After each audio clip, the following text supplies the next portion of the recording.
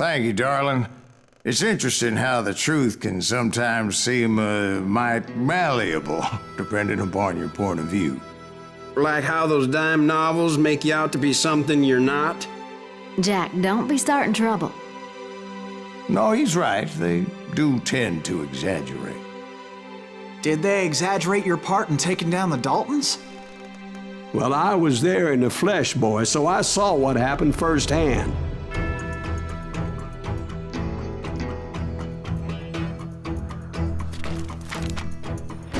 Those Daltons were lawmen once, before they all went bad, robbing banks and trains clear across the territory. Until Coffeeville, of course. I was one of the citizens who took up arms that day. Fighting on the side of right? I did my best, sir. We all did.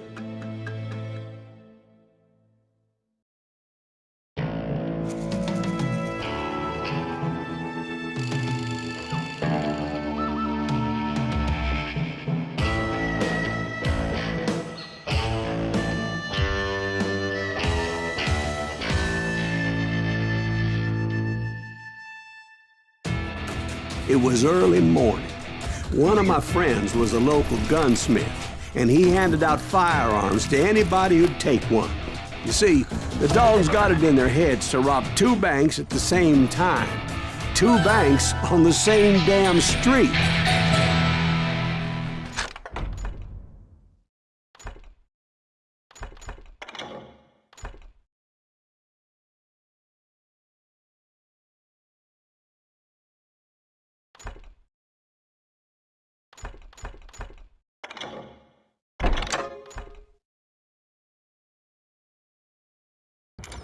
Story was Bob Dalton's girl was always riding him about how he had no ambition. Oh, you're nobody next to Jesse James, she'd say. Finally, the bastard took his brothers to Coffeeville just to shut her up. Right. It's always the woman's fault.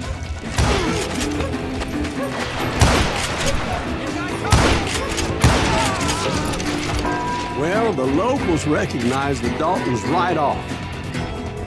Before they could get away, half the town took up arms to defend their property. Their first mistake was pulling a job in their own damn hometown. The boys grew up in Coffeeville, so everybody knew him. We got us a hero. Put some holes in him!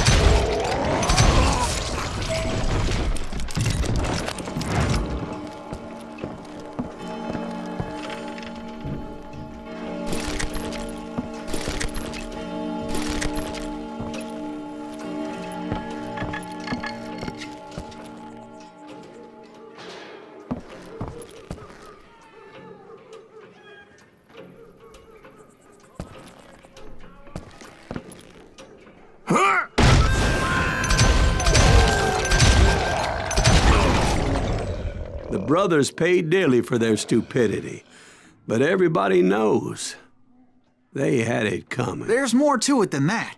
I read all about that day, so I know for a fact that it went down very differently. First of all, it was high noon. A posse of U.S. deputy marshals were on the rooftop across the street. Get ready, boys. They're gonna make a move. The lawmen had been tracking the Daltons for months, and now they finally had them dead to rights. Among them was a bounty hunter feared by many a lawbreaker. This man had no intention of letting the Daltons slip away. The marshals tried to get the Daltons to surrender. They'll give up eventually. We just gotta wait until it reaches out. This bounty hunter knew that the brothers were far too proud to ever lay down their guns.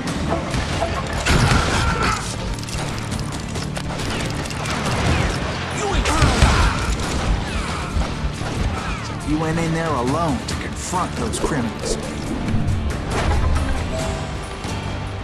One of the marshals shouted, "Where are you going? Are you crazy?" Hey, where do you think you're going, dumbass? That rifle's mine. He saw a way to get around to the back of the bank.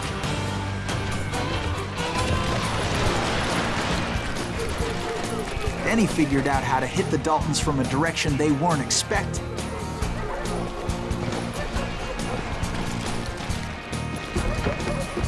From above. Fortunately, a water tower was right there. A moment later, He was climbing up a steep ladder, laughing at danger as he did.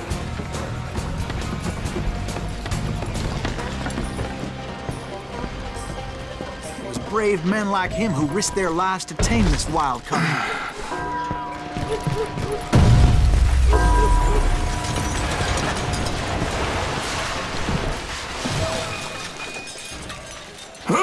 We've got company.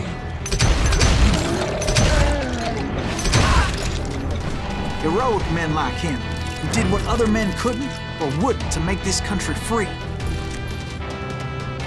Like Jim Bowie and Davy Crockett, who died defending the Alamo. Is that Silas Greaves? Son of a bitch! Don't need no help.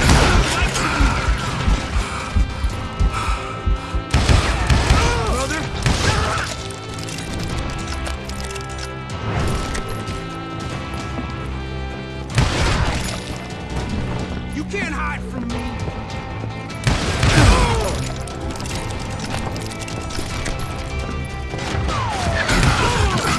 Rule the day.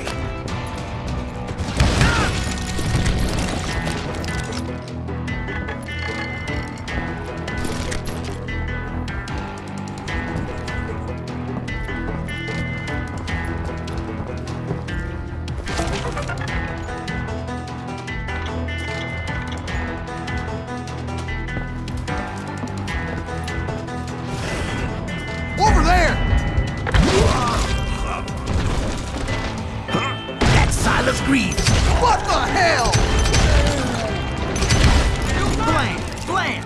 Came away victorious, taking down those thieving Daltons.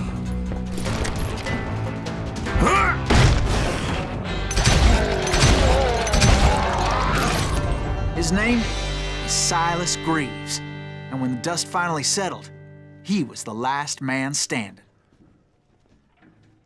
Sorry, kid, but that just wasn't the way it happened.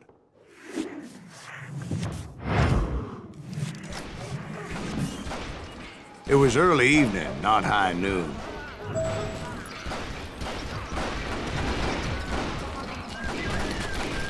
I was late to the party, and Coffeyville was already up in arms. The Daltons blew up a safe, and were all set to hightail it out of there.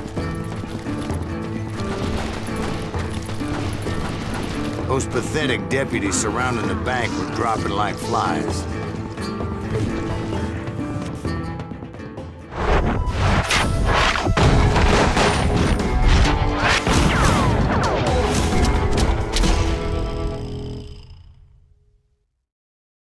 I had been tracking those jokers for months, waiting for them to do something reckless.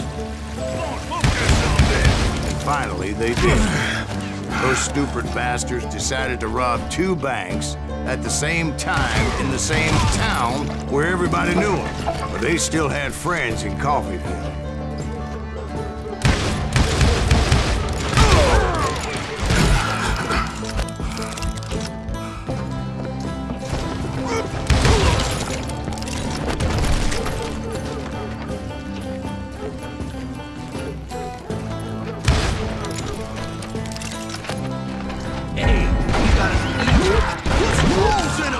Those friends came after me like a pack of wild dogs, tooth and nail. They were coming at me from all directions. I caught sight of the Daltons running with the money and didn't want to lose them. The problem was, they knew the town better than I did. And to top it off, I found myself in the middle of another shootout entirely. Did the Daltons hole up in somebody's house? No, it was the Smiths, I believe. They were cousins of the Daltons. And they were shooting at the Browns, who were shooting at the Daltons. Which wasn't any surprise, because those 2 families have been feuding forever. And since the Joneses are related to the Browns, they shot at the Smiths, pissing off the Heimhoffers, whose daughter recently married a Smith. Well, bullets were flying every which way as all the old feuds in Kansas caught fire all at once. There was a hell of a lot of pissed off people in Coffeyville that day. But that's just the way life is sometimes. Shit happens.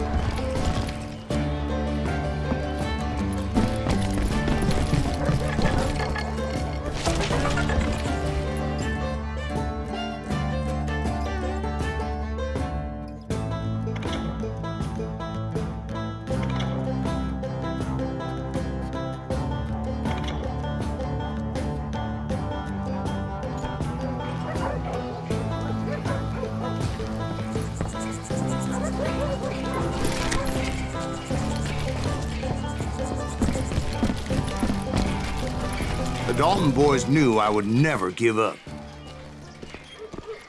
Those Daltons weren't the sharpest knives in the drawer, but they always stood together.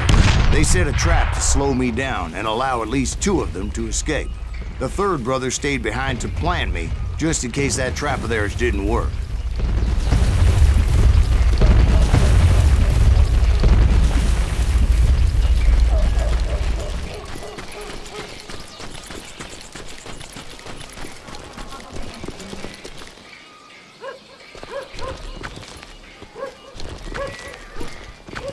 It was Emmett, the youngest, and he decided to stand his ground and face me down.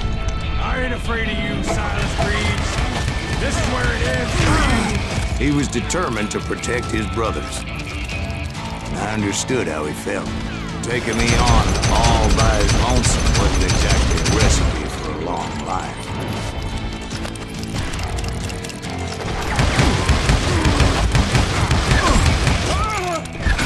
Send you to the bone orchard.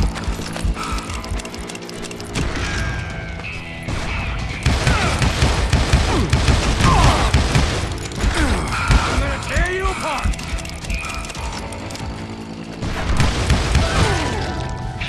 But Emmett Dalton survived the robbery in Coffeyville. He's the only Dalton who did. They say he was shot 23 times. Well, Dwight, who do you think put all those damn holes in him?